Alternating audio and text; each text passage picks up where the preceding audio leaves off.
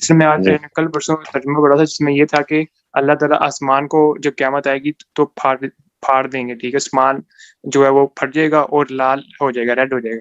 تو جب ہمیں جو ہے اسپیس ٹائم کی جو کنڈیشنز یا جو فزیکل جب وہ ہم دیکھتے ہیں اسے، تو ایسے لگتا ہے کہ وہ جس طرح آئنسٹائن نے کیا تھا نا، وہ فائبرک ہے. لیکن پھر بعد میں وہ کہتے ہیں کہ نہیں، گریویٹیشنل ویوز جنریٹ ہوتی ہیں جس طرح سمندر میں ہوتی ہیں نا، تو جسٹ لائک سمندر جس طرح واٹر ہو سکتا ہے اسپیس ٹائم. لیکن پھر یہ والی کوالٹی بھی ہے کہ وہ پھٹ جائے گا، تو سمندر تو کبھی نہیں پھٹتا اس میں، یعنی کہ پھٹتا ہے. اس میں یہ میں نے کوشچن پوچھنا تھا کہ یہ فائبرک ہے یا سی ٹائپ کہہ سکتے ہیں آپ اس میں، یعنی اسپیس ٹائم ایک واٹر لائک اسٹرکچر ہے. اچھا دیکھیں، اللہ تعالیٰ کی کچھ قرآنی آیات یا آقا علیہ السلام کے تھرو جو احادیث کی صورت میں اللہ تعالیٰ کی کا ڈائلیکٹ ہے، اللہ تعالیٰ کے ڈائلیکٹ کو کہاں آپ نے لٹرل میننگز میں لینا ہے اور کہاں آپ نے میٹافوریکل لینا ہے، یعنی کہاں آپ نے ایز از اسٹیٹمنٹ لینا ہے اور کہاں آپ نے سمبولک لینا ہے، کہاں آپ نے ان الفاظ کو محاورتاً لینا ہے اور کہاں آپ نے ان کو verbatim as it is statement لینا ہے. یہ آپ نے with the context of the discussion لینا ہے. مثال کے طور پہ اگر قرآن پاک میں اللہ تعالیٰ کسی صورت میں کوئی کانٹیکسٹ بلڈ کرتے ہیں تو آپ کو یہ پتہ ہونا چاہیے کہ اس صورت کا شان نزول کیا ہے.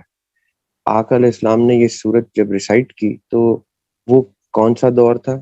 وہ مکی دور تھا، مدنی دور تھا؟ اس پرٹیکولر دور سے پہلے کے ایونٹس کیا چل رہے تھے؟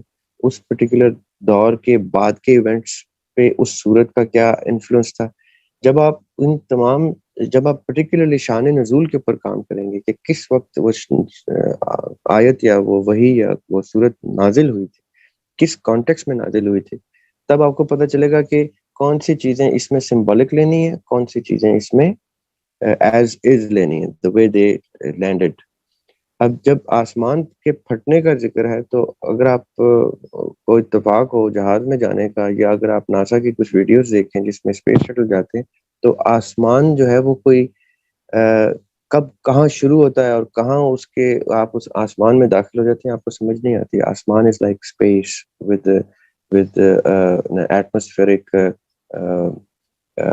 atomic structure which is not visible to us، چاہے وہ کسی قسم کی ونڈ ہے، ایئر ہے، کسی قسم کی گیسز ہے.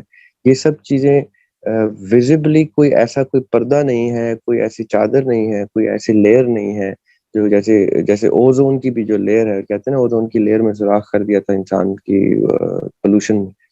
تو وہ جو اوزون کی لیئر میں سوراخ آیا تھا وہ کیسے تھا؟ وہ یہ لیئرز، آسمان لیئرز کا نام ہے، ڈائمینشنز کا نام ہے. جب اللہ تعالیٰ کہتے ہیں کہ آسمان پھٹ جائے گا تو اس کا مطلب لٹرلی آپ نے نہیں لینا، اس کا مطلب آپ نے لینا ہے کہ there will be a major change in the structure that constitutes skies or heavens as we say it.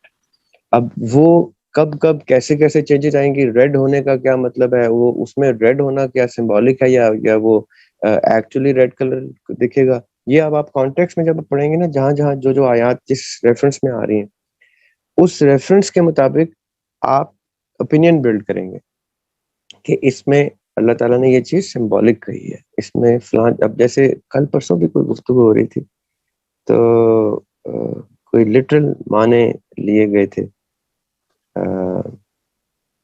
میں بھول گیا ہوں اب کیا پوائنٹ تھا، کہ جس میں یہ تھا کہ ہاں وہ رمضان میں شیاطین کے بند ہونے کی بات، اللہ تعالیٰ رمضان میں شیاطین کو بند کر دیتے ہیں، لاک کر دیتے ہیں.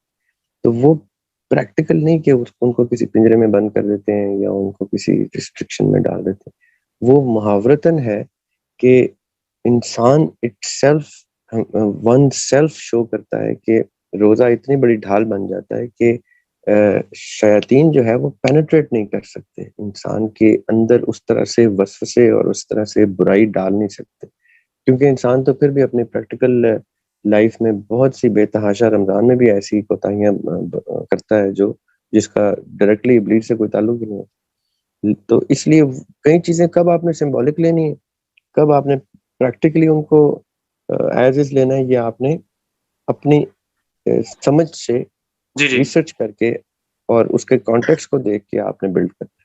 پھر آپ کی اپنی جو اوپینین ہوگی وہ آپ کے شعور کے مطابق جو اوپینین ہوگی وہ درست اوپینین ہوگی. وہ میرے لیے شاید غلط ہو، وہ میری اوپینین شاید آپ کے لیے غلط ہو، لیکن وہ آپ کی اوپینین ہوگی آپ کی جو ججمنٹ ہے وہ آپ کے شعور کے مطابق، صحیح ہو آپ جو انالوجی بلڈ کرتے ہیں وہ اپنے وزڈم سے، اپنے تجربے تجزیے سے بلڈ کرتے ہیں. اس لیے آپ کے اوپر آیت کا اترنا الگ معنی سے اترے گی، میرے اوپر وہی آیت کسی الگ معنی. یہ جو ڈفرینس آف اوپینین ہے، جس طرح لوگ کسی اسکالر کو پکڑ لیتے ہیں، کسی کو کہ بھائی اس نے یہ چیز کہی ہے تو اس کو ایسے کہیں، اس میں ڈفرینس آف اوپینین خوبصورت چیز ہے. میں بھی اظہار کرتا ہوں اکثر کہ فلاں شخص نے جو بات کی. میں ڈاکٹر سار کی کئی لیکچرز کے اوپر میں نے ایک کاؤنٹر نیریٹو بلڈ کیا ہے کہ ڈاکٹر سار نے ارواح کو ایسے دیکھا ہے، ان کا مطالعہ ان کو ارواح اس صورت میں دکھاتے ہیں، مجھے ارواح ایسے دکھتی ہیں.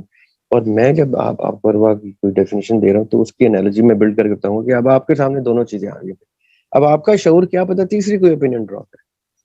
So this is the beauty and uniqueness of every person's mind کہ وہ اپنے شعور کے مطابق ایک ہی آیت سے بے تحاشا انگنت معنی جنریٹ کر لیتے ہیں. اس لیے اس کو اپنے شعور سے جج کریں، اپنے شعور سے بلڈ کریں.